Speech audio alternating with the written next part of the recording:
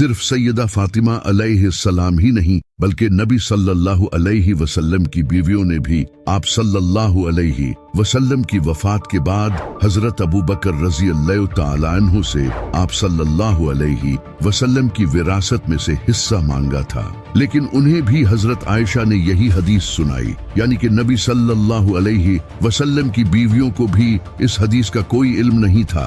सैयदा फातिमा अलैहिस्सलाम के पास हजरत अबू बकर से ज्यादा इल्म था, क्योंकि वो नबी सल्लल्लाहु अलैहि वसल्लम के इल्म की वारिस थी। और अगर नबी सल्लल्लाहु अलैहि वसल्लम की वफात के बाद आपकी विरासत पर गरीबों का हक था, तो फिर सैयदा फातिमा अलैहिस्सलाम मांगती ही क्यों? सिर्फ सैयदा फातिमा अलैहिस्सलाम ही नहीं बल्कि इमाम अली अलैहिस्सलाम भी हजरत अबू बकर के इस फैसले से खुश नहीं थे। इसी वजह से आपने सैयदा फातिमा अलैहिस्सलाम की वफात पर इन्हें इसकी खबर नहीं दी। इमाम अली से बड़ा इल्म रखने वाला कौन हो सकता है? यहाँ तक कि इमाम अली अलैहिस्सलाम ने हजरत उमर से भी फदक की जमीन वापस मांगी, लेकिन उन्होंने भी देने से इनकार कर दिया। अगर उन्हें हजरत अबू बकर का फैसला मंजूर होता तो हजरत उमर से क्यों मांगते?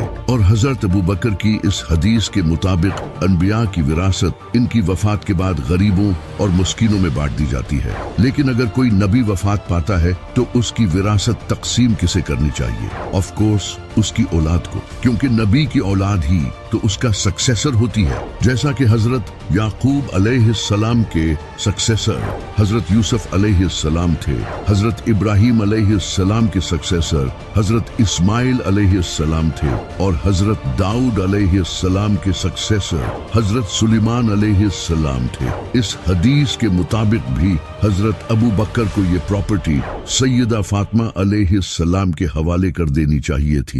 लेकिन अगर कुरान को देखा जाए तो इसमें तो कहीं ये नहीं लिखा कि अनबिया की मिरास नहीं होती। उल्टा हमें ऐसी कई आयात मिलती हैं जिनसे इशारा मिलता है कि अनबिया की विरासत होती है। जैसा कि कुरान में ये आयत मौजूद है जिसमें हजरत ज़िक्रिया अलैहिस्सलाम अल्लाह से दुआ करते हैं कि ऐ अल्लाह, तू मुझे एक बेटा अता कर जो मेरा वारिस बने। इसी तरह कुरान में तो साफ साफ ये बताया गया है कि इंसान की मौत के बाद इसकी जायदाद किस तरह तकसीम की जानी चाहिए। यहाँ भी कहीं नहीं लिखा कि अनबिया की कोई मीरास नहीं होती। चलो अगर मान भी लें कि नबी सल्लल्लाहु अलैहि वसल्लम की कोई मीरास नहीं थी और आपकी वफात के बाद आपकी प्रॉपर्टी गरीबों और मस्कीनों में तकसीम की जानी थी, तो फिर नबी सल्लल्लाहु अलैहि वसल्लम की बीवियां आप सल्लल्लाहु अलैहि वसल्लम की वफात के बाद आपके घरों में क्यों रही? उन घरों को भी तो गरीबों और मस्कीनों में तकसीम किया जाना था। यहाँ तक कि हजरत आयशा भी नबी सल्लल्लाहु अलैहि वसल्लम के ही घर में अपनी वफात तक रही। इन घरों को तकसीम क्यों नहीं किया गया?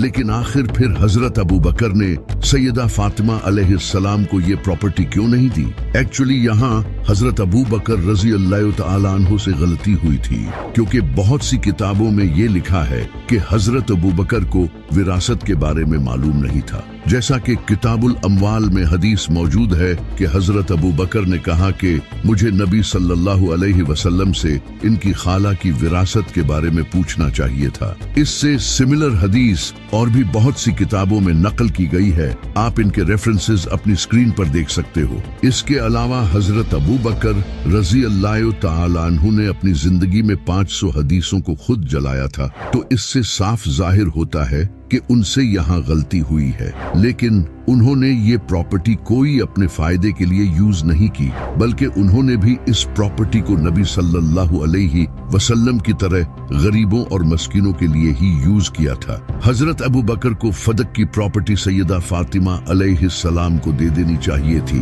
क्योंकि अगर वो ये सैयदा फातिमा अलैहिस्सलाम के हवाले कर देते तो बनो उम्मिया कभी भी इस प्रॉपर्टी को अपने फायदे के लिए यूज नहीं कर पाते, क्योंकि मेरी रूहानी माँ सैयदा फातिमा अलैहिस्सलाम हमेशा सच्ची और हक पर थी।